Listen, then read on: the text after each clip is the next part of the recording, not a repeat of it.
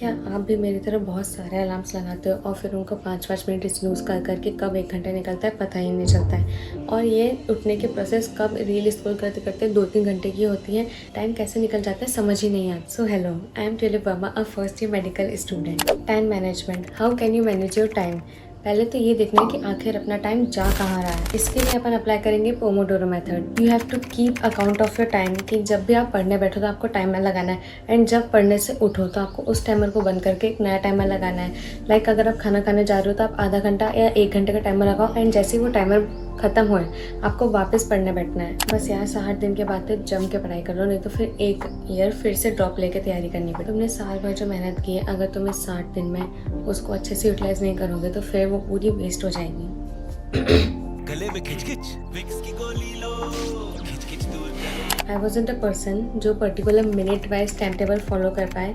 That's what I suggest you to कि to do list पर आखिरी 2 महीने में कोई नया टाइम टेबल नहीं बनाना है, क्योंकि उसको फॉलो करने में आप अपनी उतनी एफिशिएंसी से नहीं पढ़ पाओगे। तो आपको एक टू डू लिस्ट बनानी है, अपने पूरे टारगेट्स की टू डू लिस्ट बनानी है।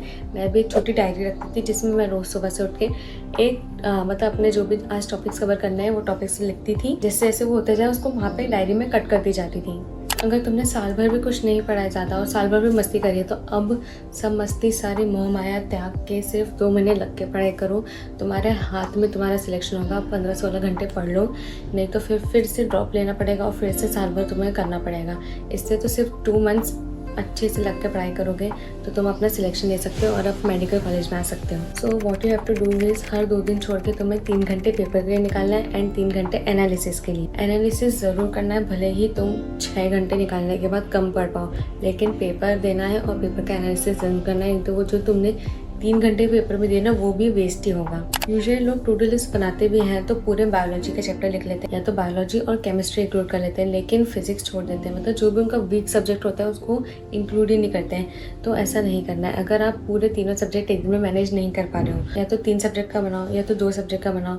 सिर्फ एक ही एक सब्जेक्ट नहीं पढ़ना है। तो या तो तीनों सब्जेक्ट बना रहे हो तो जो वीक सब्जेक्ट है उसको ज़्यादा टाइम दो और जो स्ट्रॉन्ग सब्जेक्ट है उसको कम टाइम दो। यूजुअली बायोलॉजी सबका स्ट्रॉन्ग होता है, तो मैं ये नहीं कह रही हूँ कि बायोलॉजी को तुम हल्के में ले लो एंड बायोलॉजी को सबसे कम टाइम दो, क्योंकि बायोलॉजी से आपका स्कोर बढ़ेगा एंड फिजिक्स केमिस्ट्री आपकी रैंक डिसाइड करेगी। तो आपको पढ़ना तो तीनों है। बायोलॉजी में अगर 350 प्लस नहीं मार्क्स आए तो सिलेक्शन कैसे मिलेगा। बायोलॉजी में तो 350 प्लस स्कोर करना ही है, लेकिन फिजिक्स केमिस्ट्री को कम पढ़ के या सिर्फ बायो पढ़ के सिर्फ 350 मार्क्स और फिजिक्स केमिस्ट्री में 100 मार्क्स ला के 550 पे भी अब सिलेक्शन नहीं होगा। तो बायोलॉजी को अच्छे से पढ़ना है, बायोलॉजी को अच्छा अमाउंट ऑफ टाइम देना है, लेकिन पूरे टाइम बायोलॉजी नहीं करनी है। फिजिक्स केमिस्ट्री को भी टाइम देना है एंड फिजिक्स केमिस्ट्री को भी अच्छे से प्रैक्टिस करनी है, ताकि तुम्हारा स्कोर 650 प्लस हो सके एंड तुम एक अच्छे मेडिकल कॉलेज में सिलेक्शन ले पाओ। जो तुम्हारे वीक चैप्टर्स हैं या वीक टॉपिक्स हैं उसको तुम्हें रोज़ टू डू लिस्ट में इंक्लूड करना ही है। मतलब एक दो टॉपिक वीक चैप्टर्स का रखना है, और उसको या तो सुबह उठते से तुम बायोलॉजी करते हो तो बायोलॉजी कर लो, या फिर जो वीक टॉपिक्स हैं उसको थोड़ा ज़्यादा टाइम देना है। अब थ्योरी नहीं पढ़ना है, अब क्वेश्चन प्रैक्टिस पे ज़्यादा टाइम देना है, क्योंकि अब एक्टिव लर्निंग करनी है। अब 2 महीने सिर्फ क्वेश्चन प्रैक्टिस के थ्रू ही तुमको पढ़ाई करनी है। जो क्वेश्चन बन रहा है वो ठीक है, लेकिन जो नहीं बन रहा है उसकी अप्रोच समझो, उसमें जो कॉन्सेप्ट लग रहा है उसको पढ़ो।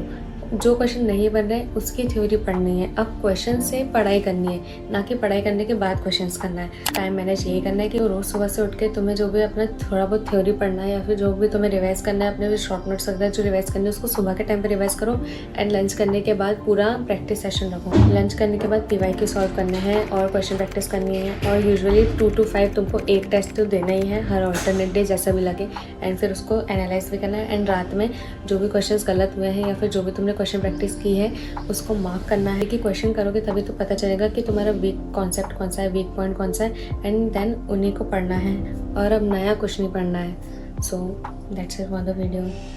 बाय।